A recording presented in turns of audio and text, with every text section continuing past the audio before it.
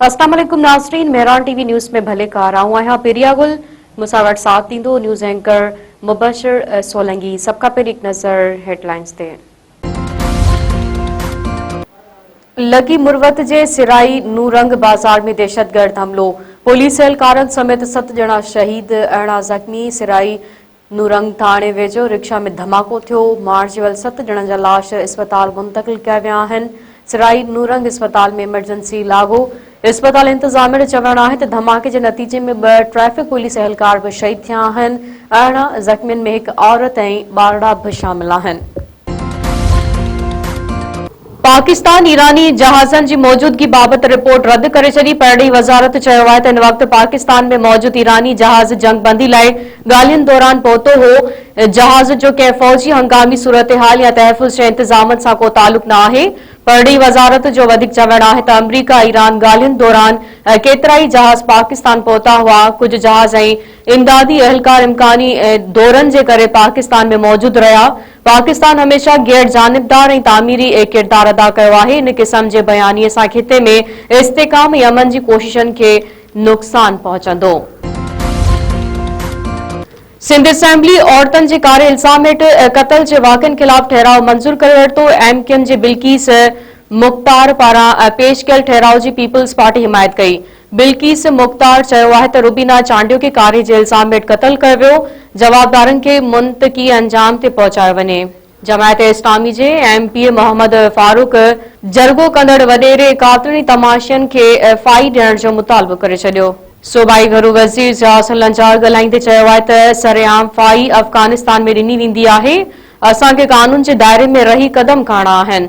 Rubina Chandio case में जरगो कंदड़ वॾेरे समेत 20 ॼणा गिरफ़्तार थिया आहिनि। औरत जे क़त्ल केस में रियासत पाण फरियादी हूंदी आहे। सिंध जे सीनियर वज़ीर शर्जिल मेमण चयो आहे त सिंध हिकु आहे ऐं हिकु रहंदी। भले तरमीमूं पेश थियनि उन सां फ़र्क़ु न पवंदो। वफ़ाक़ी हुकूमत 28वीं तरमीम जो मसूदो पेश नाहे कयो।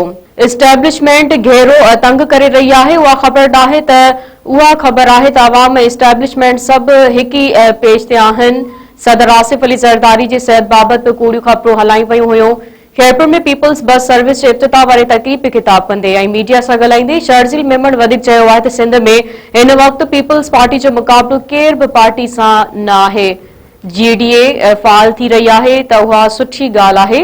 इलेक्शन में मुक़ाबिलो थींदो। हुकूमत ख़ुशी सां पेट्रोल जा अघ न पई वधाए। जंग वारी सूरतहाल जे करे क़ीमतूं वधियूं आहिनि।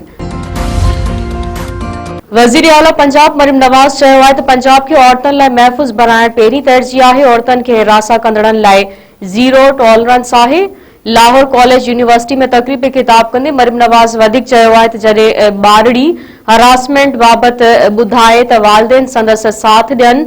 ऑनलाइन हरासमेंट रोकण लाइ निज़ाम ठाहे रहिया आहियूं। कोहाट में आपघाती बमबार के रोकण की कोशिश में शहरी शहीद। पुलिस जो चवणु आहे त शकी शख्स हसास चेक पोस्ट में दाख़िल थियण की कोशिश कई। शहरी लियाकत शकी शख्स के रोके ऐं सुञाणप पुछण ते बमबार पाण के धमाके सां उॾाए छॾियो। शहरी लियाकत जान कुर्बान आबादी के वॾे नुक़सान खां बचाए वरितो। वज़ीर आज़म शहरी लियाकत के जान जो नज़रानो ॾेई शहरी आबादी के बचाइण ते ख़राज तहसीन पेश कंदे चयो आहे त अहिड़ा बहादुर शहरी दहशतगर्दी ख़िलाफ़ क़ौमी अज़म जे हक़ीक़ी अलामत आहे। नंगर पाकड़ में मोर पखियुनि में पकड़ियल पुरस्टार बीमारी ते ज़ाब्तो न आयो। कुछ ई ॾींहं अंदरि 13 मोर मरी विया। वॾे वज़ीर सैयद मुराद अली शाह नोटिस वठंदे जांच जो हुकुम ॾेई छॾियो।